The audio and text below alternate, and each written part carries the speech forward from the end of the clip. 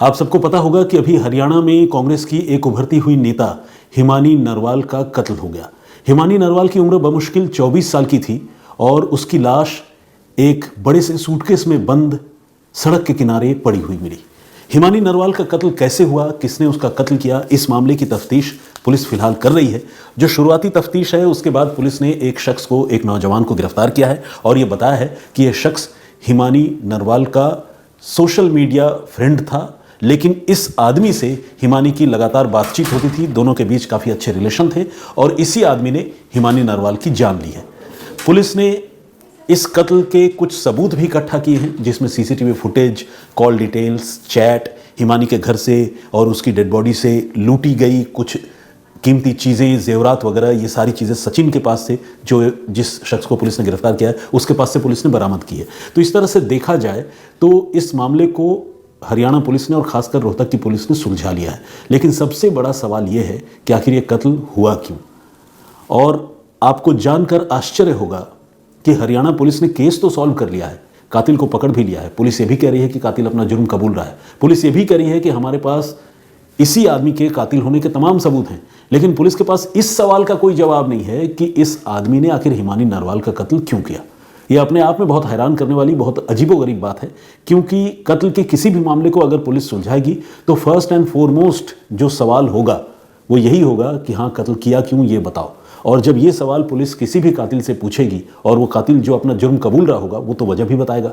तो पुलिस को वजह बताने में क्या दिक्कत हो रही है, या पुलिस किस वजह से कत्ल की वजह या कत्ल का मोटिव छुपा रही है, आज हम इस पर भी चर्चा करेंगे। लेकिन आइए जल्दी से आपको हिमानी नरवाल के कत्ल के पूरे मामले को सीक्वेंस वाइज बता देते हैं। 1 मार्च की सुबह सुबह रोहतक में एक कस्बा है सांपला बस स्टैंड के पास एक फ्लाईओवर है। उस फ्लाईओवर के किनारे जो सड़क है और उस सड़क के किनारे झाड़ियां हैं। उन झाड़ियों में लोगों को एक बड़ा सा सूटकेस नीले रंग का पड़ा हुआ दिखा। आजकल आपको पता है कि सूटकेस इस तरह से संदिग्ध किसी भी जगह पर पड़ा हुआ होता है तो लोगों को शक होने लगता है, क्योंकि ये कातिलों के बीच में लाश ठिकाने लगाने का एक नया चलन बन गया है।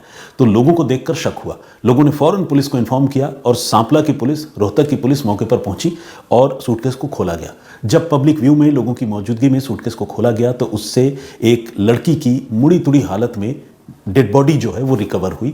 ऐसी डेड बॉडी जिसे ठूंस कर उस सूटकेस में भर दिया गया था। लड़की के गले में कपड़े का एक फंदा भी बना हुआ था, लगा हुआ था, और उसके हाथों में मेहंदी रची हुई थी। लोग देखकर सकते में आ गए। पुलिस भी हैरान हो गई कि भाई, इतने नए उम्र की लड़की जिसकी उम्र महज 24 साल है, उसकी आखिर ऐसी किसी से क्या दुश्मनी थी कि उसकी हत्या कर दी गई। अब तक हिमानी नरवाल की पहचान नहीं हुई थी। पुलिस ने उस बॉडी की तस्वीरें क्लिक करवाई, लोगों को भेजे इधर उधर। इस बीच कांग्रेस के कुछ लोगों ने, पत्रकारों ने उस लड़की को पहचान लिया। लड़की का नाम था हिमानी नरवाल। और बाद में जो रोहतक के विधायक हैं मिस्टर बत्रा, बीबी बत्रा, उन्होंने ये कंफर्म किया कि हाँ, ये हिमानी नरवाल ही है जिसकी हत्या हुई है। इसके साथ ही उन्होंने ये भी मांग की कि हिमानी के गुनहगारों को कड़ी से कड़ी सज़ा मिलनी चाहिए। अब हिमानी नरवाल के कत्ल की बात क्लियर हो गई। ये भी साफ हो गया कि कत्ल एक उभरती हुई कांग्रेस नेता का हुआ है। लेकिन कत्ल के पीछे मोटिव क्या है और कत्ल किसने किया है, ये सारे सवाल जो है अनसुलझे थे। पुलिस ने इस मामले की जांच शुरू की और सबसे पहले इस मामले की तफ्तीश सीसीटीवी फुटेज की मदद से ही शुरू की गई। सीसीटीवी फुटेज हिमानी नरवाल रोहतक में जहां रहती थी उस मकान के इर्द गिर्द के जुटाए गए, जहां पर डेड बॉडी डिस्पोज ऑफ की गई थी उस फ्लाईओवर के आसपास के जुटाए गए, और जो पूरा रूट था जिस रास्ते से कोई आदमी उसके मकान से इस जगह पर जहां बॉडी फेंकी गई थी यहाँ पर ट्रैवल करके आ सकता है, उस पूरे रूट में जो सीसीटीवी कैमरे लगे थे उसकी स्कैनिंग की गई। इन सारी जगहों के कई कैमरों की सीसीटीवी फुटेज की स्कैनिंग करके पुलिस इस नतीजे पर पहुंची कि कत्ल करने के बाद ठिकाने लगाने वाला एक आदमी है, एक शख्स है, जो एक ऑटो रिक्शा में उस सूटकेस को लेकर हिमानी के घर से चला था, निकला था, और उसने उस फ्लाईओवर के पास वो उतर गया बस स्टैंड के पास। जब ऑटो रिक्शा वहाँ से आगे बढ़ गया तो फिर इस आदमी ने सूटकेस वहाँ झाड़ियों में फेंकी और फिर वहाँ से फरार हो गया। इस आदमी की पहचान पता करना अब पुलिस के लिए चुनौती थी। पुलिस ने छानबीन तो खैर पुलिस कर ही रही थी। पुलिस हिमानी की जैसे ही पहचान हो गई तो हिमानी का मोबाइल फ़ोन भी, या मोबाइल फ़ोन नंबर की जो डिटेल है वो पुलिस के हाथ लग चुका था। तो ऐसे में पुलिस ने जो सीडीआर थी उसकी बारीकी से जांच करने की शुरुआत की, कॉल डिटेल रिकॉर्ड की। इसमें पुलिस को एक संदिग्ध नंबर से हिमानी के बीच बातचीत की पुष्टि हुई, दिखी वो नंबर पुलिस को दिखा, और उस नंबर के बारे में जब पुलिस ने पता लगाया तो पता चला कि ये आदमी मूल रूप से, मतलब इन दिनों दिल्ली का रहने वाला है। वो एक शादीशुदा आदमी है, कारोबारी है, मोबाइल फ़ोन के रिपेयरिंग की उसकी शॉप है, उसके 2 बच्चे हैं और इस आदमी का नाम है सचिन। सचिन नाम का ये आदमी सिर्फ हिमानी की मौत से पहले उससे फ़ोन पर बात ही नहीं कर रहा था, बल्कि हिमानी की मौत से पहले उसकी लास्ट लोकेशन हिमानी के घर पर ही थी। ये तमाम चीज़ें, सीसीटीवी फुटेज, मोबाइल फ़ोन की लोकेशन, दोनों के बीच में कन्वर्सेशन, चैट, पुरानी हिस्ट्री, ये सारी चीज़ें इशारा कर रही थी, या कह लें कि ये सारी चीज़ें गवाही दे रही थी कि सचिन ने ही हिमानी नरवाल की हत्या की है। लेकिन सचिन ने हत्या क्यों की है, ये तभी पता चल सकता था जब पुलिस सचिन को गिरफ्तार करती। पुलिस ने जोर लगाया, सचिन का मोबाइल फ़ोन भी पुलिस के पास था, मतलब मोबाइल फ़ोन का नंबर, और उस नंबर के सहारे पुलिस ने सचिन के मूवमेंट को ट्रैक करने के लिए सर्विलांस शुरू किया। और इस सर्विलांस का फ़ायदा हुआ, सचिन की लोकेशन दिल्ली में नज़र आई। रोहतक की पुलिस दिल्ली पहुंची और दिल्ली से सचिन को दबोच लिया। सचिन से पूछताछ हुई, शुरू में झूठ बोलता रहा, लेकिन जब पुलिस ने इन तमाम सबूतों से उसका सामना करवाया तो उसने अपना जुर्म कबूल कर लिया। सचिन ने कहा कि हाँ, मैंने ही हिमानी नरवाल की हत्या की है। अब हत्या क्यों की है, ये सबसे बड़ा सवाल है। इस सवाल के जवाब पर पुलिस खामोश है। क्यों खामोश है, इस पर मैं चर्चा करूंगा, लेकिन पहले आपको हिमानी नरवाल के बारे में थोड़ी और जानकारी ये दे दूं कि हिमानी नरवाल जो है वो लॉ की पढ़ाई कर रही थी और अपने परिवार से दूर रोहतक में अकेली रहती थी। इसके अलावा हिमानी नरवाल कांग्रेस के बड़े नेताओं के संपर्क में थी।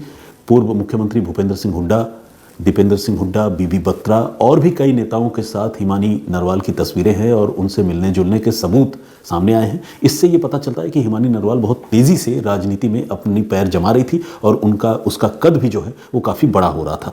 लेकिन इस बीच हिमानी नरवाल की हत्या हो गई और घर वालों को पहले ये लगा कि शायद इसके पीछे कोई पॉलिटिकल रीज़न हो सकता है, क्योंकि हिमानी ने कई बार राजनीति में भी काम करते हुए अपने साथ होने वाले कुछ अनुचित व्यवहार का जिक्र अपने घर वालों से किया था। हिमानी की मां ने ये बताया कि कभी कभार उनकी बेटी को कॉम्प्रोमाइज़ करने के लिए भी कहा गया, लेकिन हिमानी ने उसका पुरजोर विरोध किया और ये कहा कि वो कभी कॉम्प्रोमाइज़ नहीं करेगी, क्योंकि वो अपनी शर्तों पर राजनीति करती है और किसी से उसने कभी 1 रुपये भी लिए नहीं थे। लेकिन ऐसे में क्यों हिमानी की हत्या हुई, किसने हत्या की, इसके पीछे कोई पॉलिटिकल कनेक्शन है या नहीं है, ये सारे सवाल हिमानी की मां सविता ने उठाए थे और मीडिया वालों से अलग अलग बातचीत करते हुए सविता ने ये सारी बातें कही थी।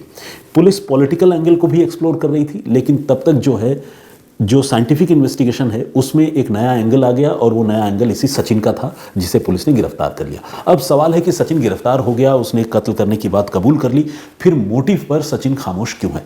तो सच्चाई तो यह है कि सचिन ने पुलिस को मोटिव कत्ल का बता दिया है और कत्ल का ये मोटिव पुलिस ने प्रेस कॉन्फ्रेंस बाकायदा की और उसमें पुलिस ने इशारों ही इशारों में ये कहा कि कत्ल जो है वो रुपए पैसों की लेन देन को लेकर हुआ और कत्ल के बाद कातिल ने हिमानी के लाश पर मौजूद जो जेवर थे उन्हें खोल लिए और वहाँ से वो कीमती चीज़ें लेकर वो फरार हो गया। तो जाहिर है रुपए पैसों का लेन देन था। इस आदमी को लगता था कि हिमानी के पास मेरे पैसे हैं, मुझे वापस चाहिए, इसलिए जो है वो इस घटना को अंजाम दिया उसने। ऐसा पुलिस ने इशारों ही इशारों में कहा, लेकिन कत्ल के एग्जैक्ट मोटिव पर पुलिस खामोश रही। सवाल है क्यों? इससे पहले जब हिमानी के कत्ल की बात सामने आई और ये भी बात सामने आई कि पुलिस ने सचिन नाम के एक आदमी को गिरफ्तार किया है, तो जो मीडिया कर्मी हैं वो पुलिस वालों के संपर्क में रहते हैं, पूछताछ करते रहते हैं, जानकारी जुटाते रहते हैं। मीडिया को पुलिस के सूत्रों ने ही ये बताया था कि हिमानी कथित तौर पर अपने किसी दोस्त सचिन को ब्लैकमेल कर रही थी और उससे लाखों रुपए वसूल चुकी थी। सचिन ने गिरफ्तार होने के बाद पूछताछ में ये बात कबूली है और उन्हीं रुपयों को लेकर 28 फरवरी और 1 मार्च की दरमियानी रात को हिमानी के साथ सचिन की कहासुनी हुई, लड़ाई झगड़ा हुआ। फिर सचिन ने मोबाइल चार्जर का जो केबल होता है उससे गला घोंटकर हिमानी की हत्या कर दी। तो ये बात पुलिस ने अनऑफिशियली, यानी पुलिस सोर्सेज ने मीडिया को ये बात पहले बताई थी और ये खबर सार्वजनिक भी हुई, सामने भी आई। इसके बाद हिमानी के घर वालों ने बड़ा एतराज़ किया। उनका ये कहना था कि ये उनकी बेटी को डिफेम करने वाली बात है। उनकी बेटी किसी को क्यों ब्लैकमेल करेगी, क्योंकि उनकी बेटी जो है सेल्फ सफिशिएंट थी, उसके पास पैसा था, मेहनत करती थी और पढ़ती थी। घर में मतलब ऐसी कोई आर्थिक तंगी वाली बात नहीं थी कि वो दूसरों से पैसे ले, बल्कि वो अपने पैसों पर ही पॉलिटिक्स भी करती थी, जिसका जिक्र उन्होंने अपने घर वालों से भी कर रखा था। घर वालों ने इस बात से भी इनकार किया कि हिमानी का किसी और से रिलेशन हो भी सकता है, क्योंकि हिमानी ने अपने घर वालों को ये बता रखा था कि मेरा किसी से रिलेशन नहीं है, लोगों से मिलना जुलना पॉलिटिक्स में होता है, लोग आते जाते हैं, लेकिन शादी में आप सबकी मर्जी से ही करूंगी। तो घर वालों ने ये जो रुपए पैसे, ब्लैकमेल, इन सारी थ्योरीज से इनकार किया था और नाराजगी भी जताई थी। अब सवाल ये उठता है कि अगर पुलिस सूत्रों ने इस बात का खुलासा पहले किया और पुलिस सूत्रों ने आरोपी को 36 से 48 घंटे के अंदर गिरफ्तार भी कर लिया, तो जाहिर है पुलिस को मोटिव का भी पता होगा।